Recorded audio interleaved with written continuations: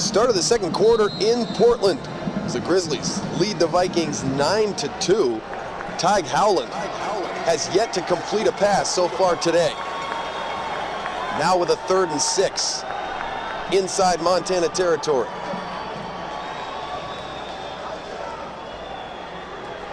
Howland with his first completion of the day has Mark D'Ambrosio, the junior from San Ramon, California, and that will move the chains for the Vikings. Nice pass that time, and Colt Anderson came up and with a beautiful tackle, something he's been known for all career here at Montana. Wraps him up and gets a little help. 10-yard completion to D'Ambrosio, who leads the team in receptions. Now 1st and 10 from the Montana 30. Howland hit hard and sacked again. Palmer, his 2nd sack of the afternoon. Now Palmer with a super job just running over, bull rushing Dustin Waldron, the tackle on that left side. Watch it here, runs by him, and that's, again, they're really dominating that front.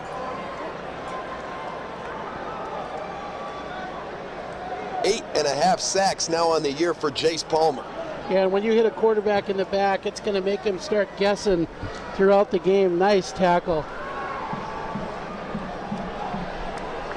2nd and 15 now. Howland under center. And they run the draw for McClintock. Pardon me, that is Bobby McClintock, who gets it back to the original line of scrimmage, stopped at the 30-yard line. Jesse Carlson kind of coming off a little twist action here up front, able to wrap him up and trip him with his hands. Good job there. The Grizzlies send in some extra defensive backs now on 3rd and 10.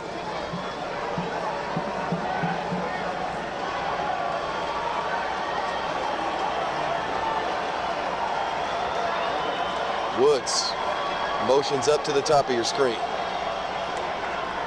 Howland again has the pocket collapse, this time forced out, and completes a pass down inside the 20. Good enough for 1st down yardage for the Vikings.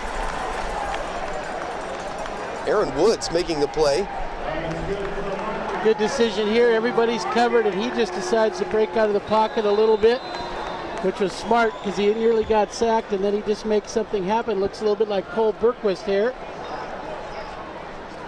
Woods with the hands to reel that one in. He's the smallest player on the team, 5'6", 180 pounds.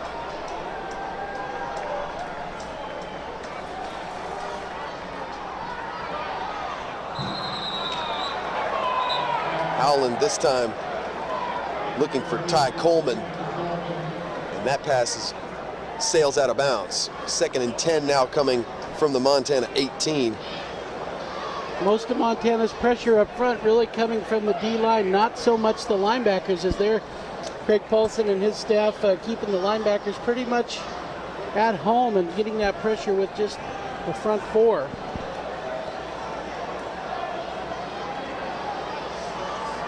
Montana with just 2 linebackers in the game. Howland gets rid of it quickly and nearly threw it right to Colt Anderson. Well, Colt would like to have that back, and so would Howland. He threw it behind the receiver, trying to get him open across the middle.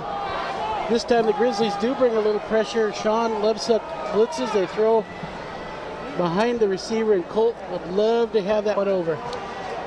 Anderson last year led the team in interceptions.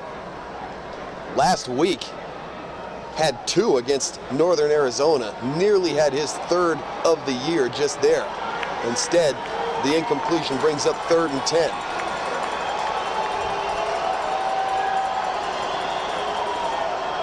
Howland rolling out. And forced out of bounds. This play blown dead. Eric Stoll thought he made the interception. Oh, they're a little official, a little early on a whistle. And you know, when these players are so talented, you just got to let them play till the ball's down. And there was a whistle here, but he made a mistake throwing that ball forward like that, trying to make something happen. Possibly the Vikings catch a break there as the play's blown dead. Brings up 4th down now and on to attempt what would be about a 35-yard field goal as Danny Urego. Now flags come in. Montana jumps offside that time, so they're going to get 5 yards, but they're saying they were drawn off.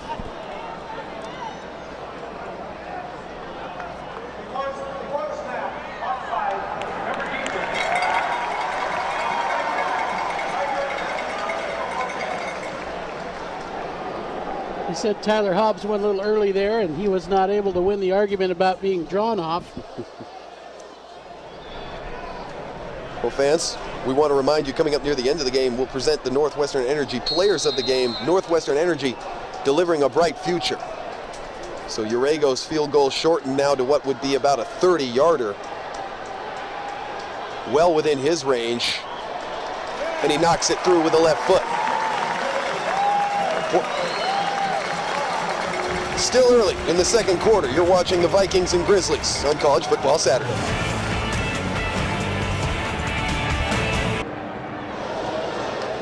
Coming up at the half, we'll talk with University of Montana Vice President Jim Foley and UM Athletic Director Jim O'Day. Plus, we'll have the first half highlights and stats, all brought to you by the bookstore at the University of Montana, your Grizzly logo wear source since 1921. And after a pretty rainy morning, we've got a patch of blue sky overhead here in Northwest Portland. It's Danny Urego. Kicks off, taken by Mark Mariani inside his own end zone. Mariani has the 20. Brought down at the 27. 27-yard return for Mark Mariani, and that is where the Grizzly offense will take over.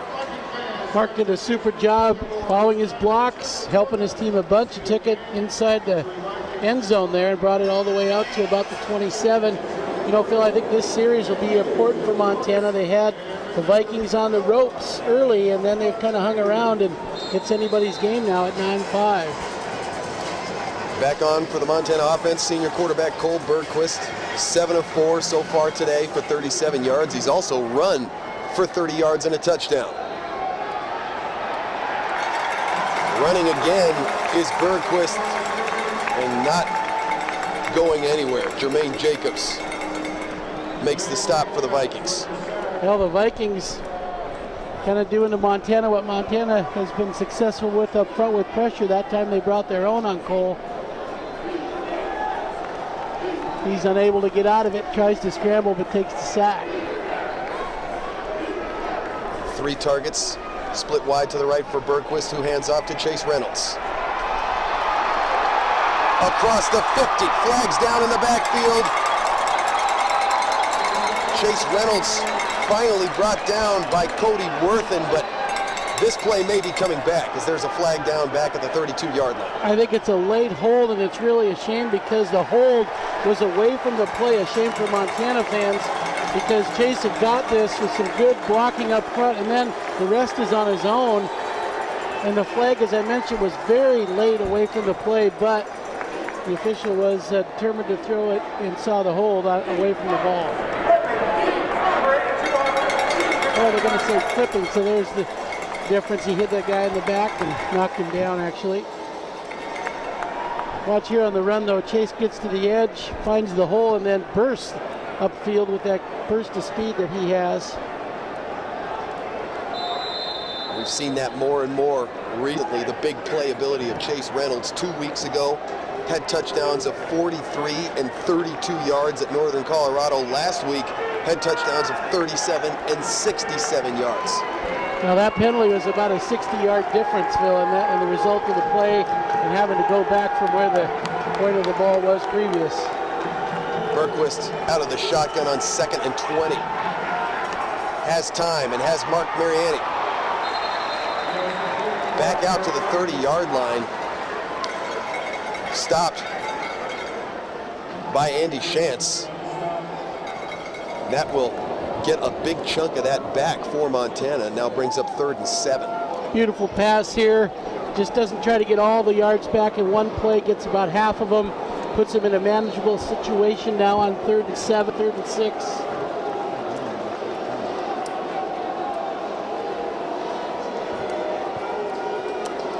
Sophomore split wide for Bergquist, flanked by Chase Reynolds in the backfield. And has Ty Palmer complete at the 35, and that will be short of a first down by a couple yards. Palmer didn't have anybody around him, but had the knee down when he made the catch. Yeah, and a nice catch, having to come behind his body to make it. So give him credit for making it, but just a little bit short. With that, Montana will send on the punt unit. Ken Wood, the redshirt freshman out of Spokane, Washington, averaging nearly 42 yards a punt. The Grizzlies ranked third in the nation in net punt average at over 37 yards. Deep to return, Reggie Jones, senior cornerback.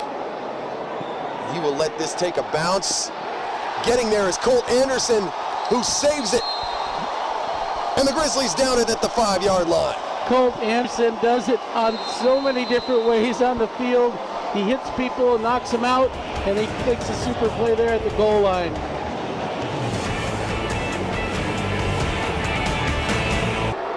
While we were in the break, today's head referee, Tom Frazier, reversed the call.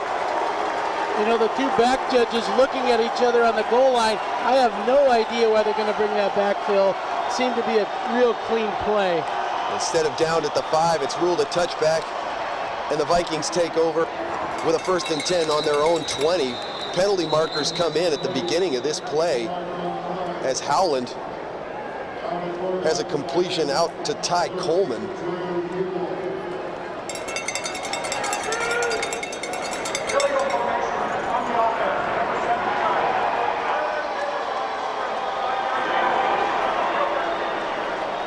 And there you see it. Penalty on the offense will negate the play and back the Vikings up into a 1st and 15 now.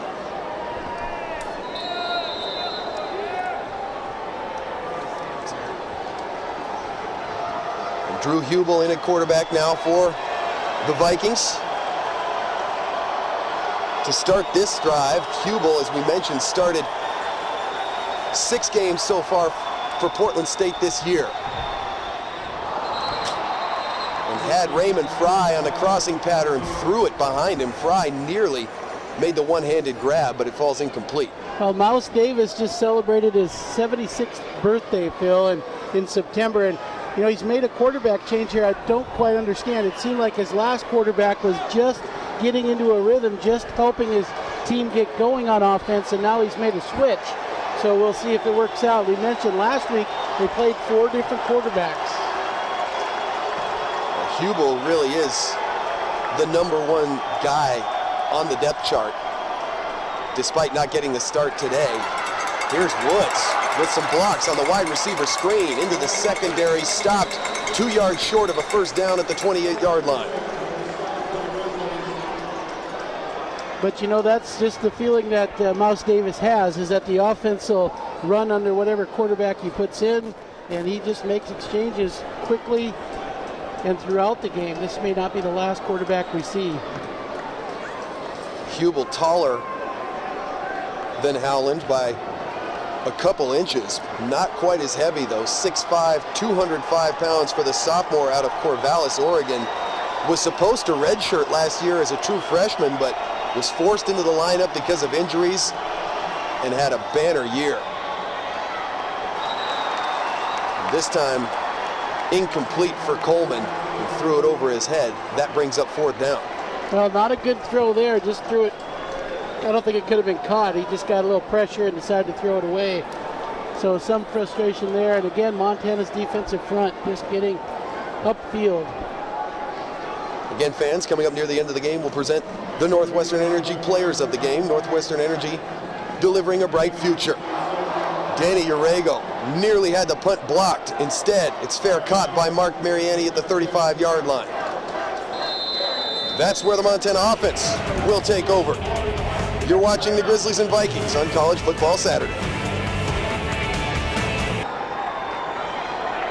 Just about midway through the second quarter here at PGE Park in Portland, Oregon, as the Montana Grizzlies take over with a 1st and 10 on the 35-yard line, or what would be, I guess, second base if we were playing baseball here today. Cole Bergquist on the play action. Dumps it out for Mike Ferreter, who made the grab, tried to drag his back foot, but could not get it down inbounds, and that pass is ruled incomplete. Well, you can see the defensive game plan by the Vikings as far as getting after Cole. Cole took a real big hit at the end of the play. He got up, but he was getting up slow. They're just going to try to give him a special diet of getting hit today. They're bringing pressure from the edge. Lots of times with the cornerbacks. That time number 1 got up inside. We talked about Bergquist's efficiency of late. The last 4 games has been near perfect. Has completed over 70% of his passes as Chase Reynolds runs for 6. Chase stopped across the 40 by Travis Beckley. Chase is getting so good, Phil. It's just fun to watch him. He's starting to kind of emerge. A Johansi Humphrey kind of running back. A Lex Hilliard without as much mass, but his intuition and intelligence continues to show itself, improving every week. We were talking about Bergquist over the last 4 games has completed over 70% of his passes, 11 touchdowns, 0 interceptions. Working out of the shotgun on 3rd and 5. And Bergquist is sacked. KJ McCray comes up to make his 2nd sack of the day.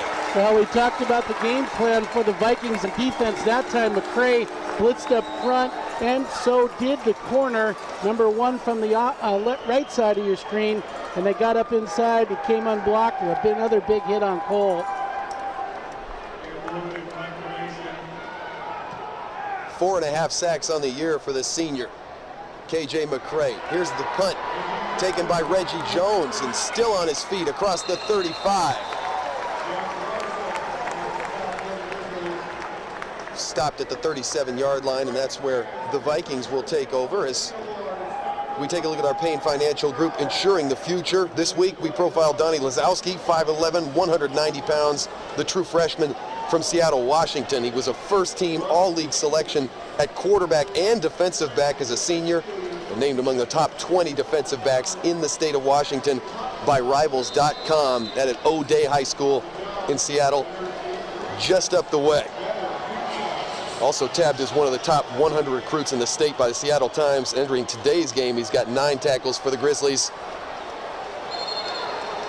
as Ford is stopped for a loss, and that is our Payne Financial Group, insuring the future, advising clients on insurance, employee benefits, and surety products. Payne Financial Group, our knowledge, your advantage.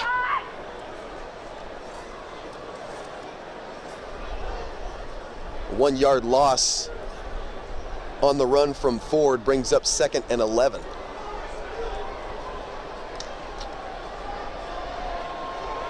Ford really has played all over the place for the Vikings. He's listed as a wide receiver. He plays running back, returns kicks. As this pass is ruled incomplete. You know, he was open too on the field and just threw it behind him and way behind him. Got to be frustrated a little bit at quarterback to have a guy open and then throw it behind the receiver.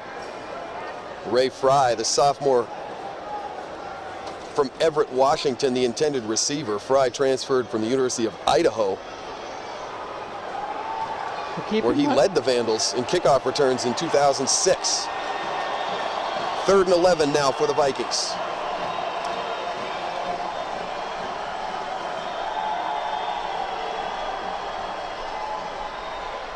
Hubel dumps it off on the screen. Mario D'Ambrosio stopped in the backfield. Excellent recognition by the Montana defense. Coach Paulson on Thursday talked about the screens that Portland likes to run. They run kind of a middle screen often and try to get that wide receiver up into the middle of the field. But Montana recognizes it as he's trying to get back into the middle and deny him and then just swarm him from there. Danny Urego gets the punt off safely. Mark Mariani fair catches it at the Montana 36. Once again, the Grizzlies will take over with good field position here with 5 minutes, 11 seconds remaining in the half. Couple of points here, Phil. Keep in mind the Vikings are averaging 27 points a game all season and 413 yards. So Montana dominating really so far in the first half, considering those stats. We'll see one of the things they need here is a touchdown before half or some points. Andrew Schmidt in at running back for the Grizzlies. The play fake to Schmidt, and it's an option pitch to Rob Schulte, who's stopped for a loss by Aaron Dixon. Not a bad idea here, Phil, as far as the play, because they've been blitzing on the edge a lot, and I mentioned they would run some option to take away that heat from the corner. Well, that time Cole did it, but a great defensive surge by the player on the edge and a nice tackle as well. Dixon, the senior safety out of Grant High School here in Portland, sets up a 2nd and 15 for the Grizzlies. Schmidt picks up a block on the backside as Bergquist has Failer across the 40. Helmets go flying as Failer gets a lot of that back. That'll bring up 3rd and, well, pardon me, that was Mark Mariani with the grab. I think that was the prettiest pass that Cole has thrown today so far. Watch this as he sets up. Going to let his receivers declare which one he's going to pick, and look at this pass. Perfect. Mariani sets Montana up with a 3rd and 4 now after the 11-yard gain.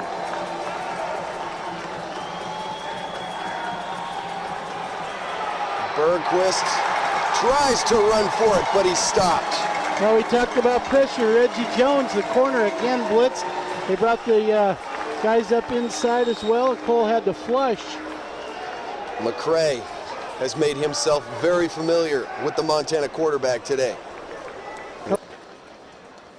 Once again, Jerry Glanville's crew will take over with a long field in front of them. You know, and I see Jerry's club a little bit, as I mentioned earlier, like Montana on the physical part of the game. Both clubs trying to really set a statement during the play and after the play with their attitude. And if you keep your eyes on that, it's very physical on the field all first half. Drew Hubel and the Vikings take over with less than 3 to play before halftime. Hubel has time and has a completion to Ray Fry. Pickup of 16 yards and a first down. And that might have been the best pass for the Vikings so far in the game. A little sit route on the seam just in the middle of the field, and he threw a real nice pass in between the defenders.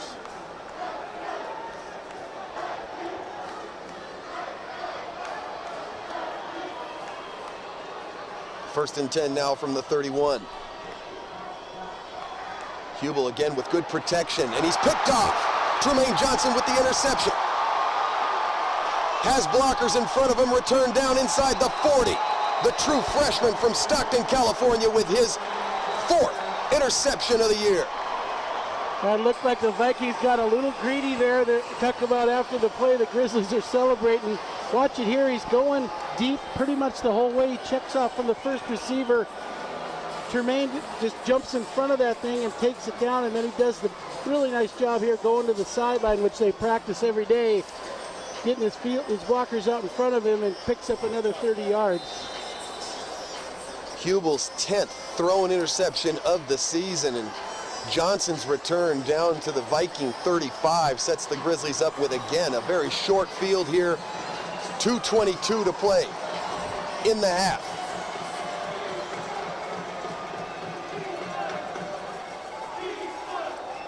Chase Reynolds gets a block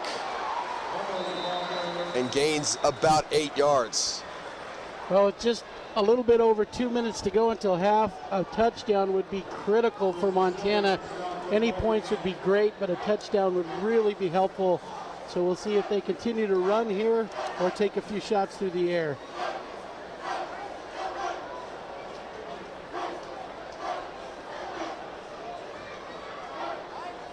It has turned into a downright nice day here in Portland, Oregon.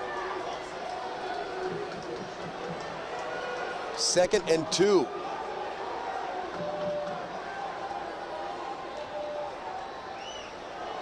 Reynolds gets it across the 25, dragged down, but it appears that Reynolds did pick up a first down for the Grizzlies, and he did. The Vikings brought pressure inside, but enough surge with the line to get an important first down. Less than a minute and a half now.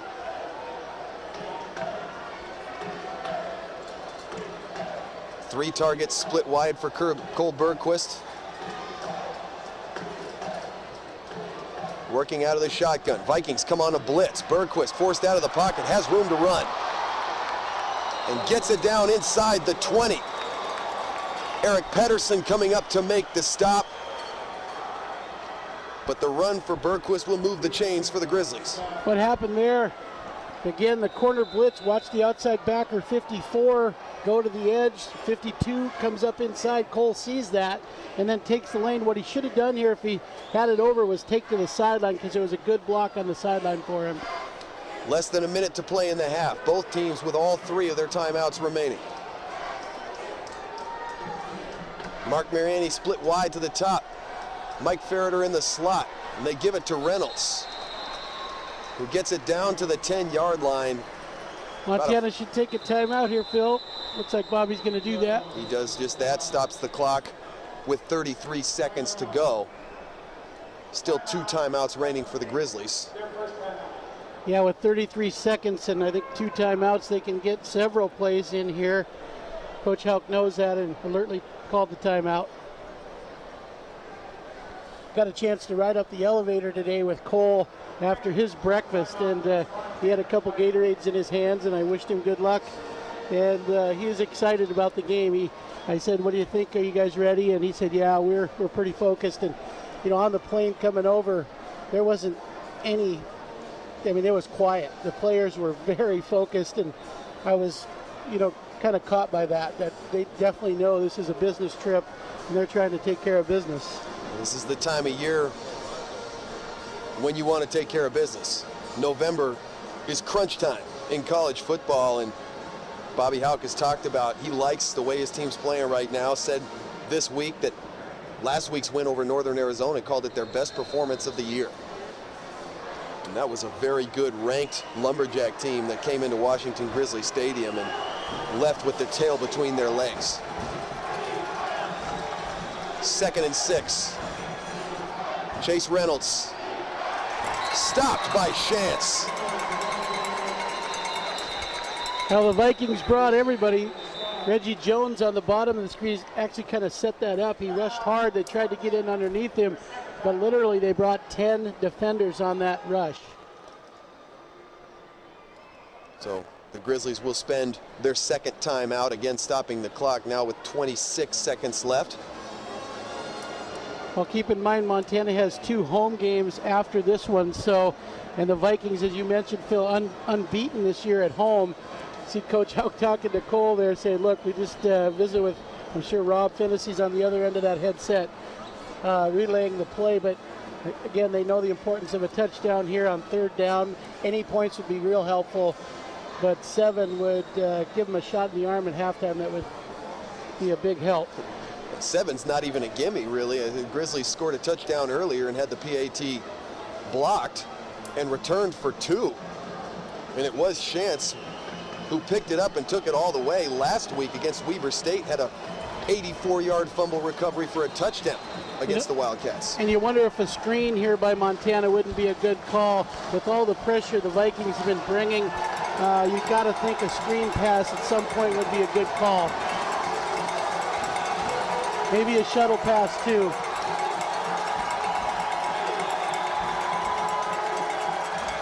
Here comes the screen, and Chance was all over Chase Reynolds. Well, it was a screen pass, interesting call, but a good one. I think they just weren't able to set it up and give the Vikings credit. They recognized what was coming quickly, and that linebacker came up, made a great play. The 6'1", 235-pound senior sniffed that one out. And that play never even really had a chance. So here comes Brody McKnight. This field goal from about 28 yards.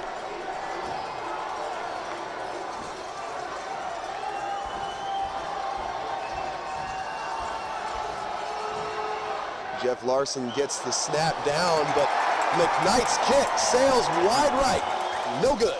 Well, they've had 2 high snaps, and that was another high snap. They're doing a good job getting it down, but of course that catches the attention of the kicker, and his concentration not as good when that ball is so high. You can watch it here. It's almost over the top of the helmet, but he brings it down nicely. Probably should have had that kick.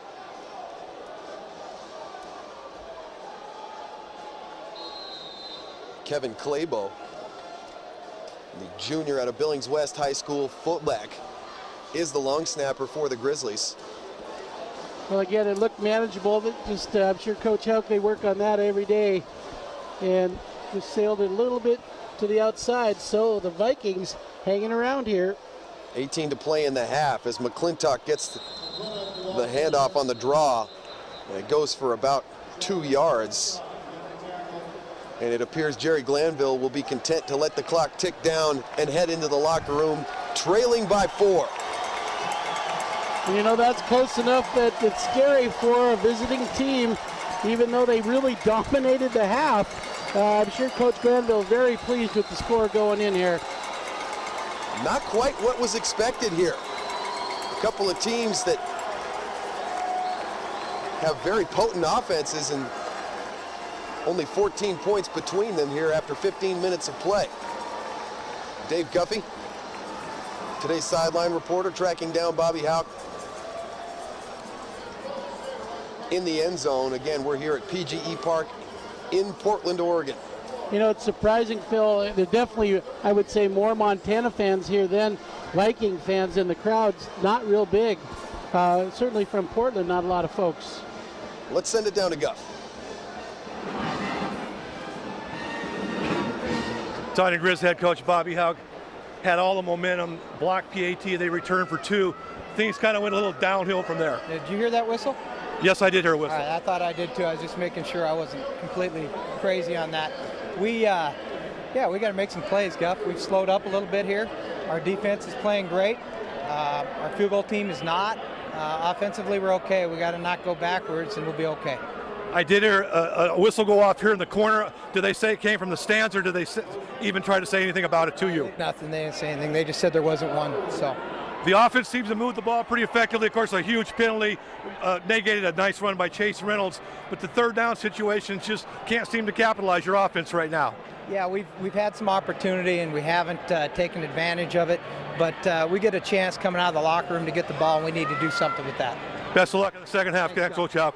And of course, the weather down here has turned pretty nice. You can see I'm a little overgeared. A couple hours before the game, it was pouring rain. Conditions are ideal. The playing surface is really very good considering how much it rained here earlier today.